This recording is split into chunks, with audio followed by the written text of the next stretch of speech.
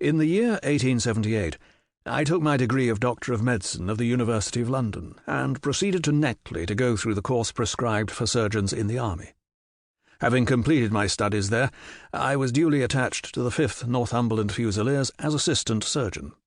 The regiment was stationed in India at the time, and before I could join it, the Second Afghan War had broken out. On landing at Bombay, I learned that my corps had advanced through the passes and was already deep in the enemy's country. I followed, however, with many other officers who were in the same situation as myself, and succeeded in reaching Kandahar in safety, where I found my regiment and at once entered upon my new duties. The campaign brought honours and promotion to many, but for me it had nothing but misfortune and disaster. I was removed from my brigade and attached to the Berkshires, with whom I served at the fatal Battle of Maiwand. There I was struck on the shoulder by a Jezile bullet, which shattered the bone and grazed the subclavian artery. I should have fallen into the hands of the murderous Ghazis had it not been for the devotion and courage shown by Murray, my orderly, who threw me across a pack-horse and succeeded in bringing me safely to the British lines. Worn with pain and weak from the prolonged hardships which I had undergone, I was removed with a great train of wounded sufferers to the base hospital at Peshawar. Here I rallied and had already improved so far as to be able to walk about the wards and even to bask a little upon the veranda, when I was struck down by enteric fever, that curse of our Indian possessions. For months my life was despaired of, and when at last I came to myself and became convalescent, I was so weak and emaciated that a medical board determined that not a day should be lost in sending me back to England.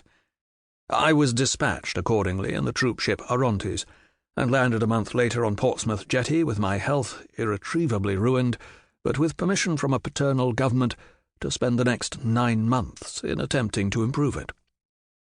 I had neither kith nor kin in England, and was therefore as free as air, or as free as an income of 11 shillings and 6pence a day will permit a man to be. Under such circumstances, I naturally gravitated to London, that great cesspool into which all the loungers and idlers of the empire are irresistibly drained. There I stayed for some time at a private hotel in the Strand, leading a comfortless, meaningless existence, and spending such money as I had, considerably more freely than I ought. So alarming did the state of my finances become that I soon realized that I must either leave the metropolis and rusticate somewhere in the country, or that I must make a complete alteration in my style of living.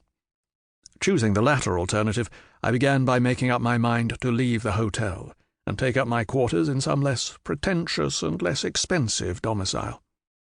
On the very day that I had come to this conclusion, I was standing at the Criterion bar when someone tapped me on the shoulder, and turning round I recognized young Stamford, who had been a dresser under me at Bart's. The sight of a friendly face in the great wilderness of London is a pleasant thing indeed to a lonely man. In old days, Stamford had never been a particular crony of mine, but now I hailed him with enthusiasm, and he in his turn appeared to be delighted to see me. In the exuberance of my joy, I asked him to lunch with me at the Holborn, and we started off together in a hansom.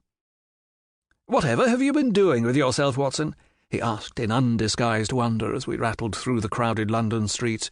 "You are as thin as a lath and as brown as a nut." I gave him a short sketch of my adventures, and had hardly concluded it by the time that we reached our destination. "Poor devil," he said, commiseratingly, after he had listened to my misfortunes. "What are you up to now?" "Looking for lodgings," I answered, trying to solve the problem as to whether it is possible to get comfortable rooms at a reasonable price. "That's a strange thing," remarked my companion. "You are the second man today that has used that expression to me." "And who was the first?" I asked. "A fellow who is working at the chemical laboratory up at the hospital. He was bemoaning himself this morning because he could not get someone to go halves with him in some nice rooms which he had found, and which were too much for his purse." "By Jove," I cried, "if he really wants someone to share the rooms and the expense, I'm the very man for him. I should prefer having a partner to being alone." Young Stamford looked rather strangely at me over his wine-glass. "You do not know Sherlock Holmes yet," he said. "Perhaps you would not care for him as a constant companion." "Why, what is there against him?" "Oh, I didn't say there was anything against him. He is a little queer in his ideas, an enthusiast in some branches of science. As far as I know, he is a decent fellow enough." "A medical student, I suppose?" said I.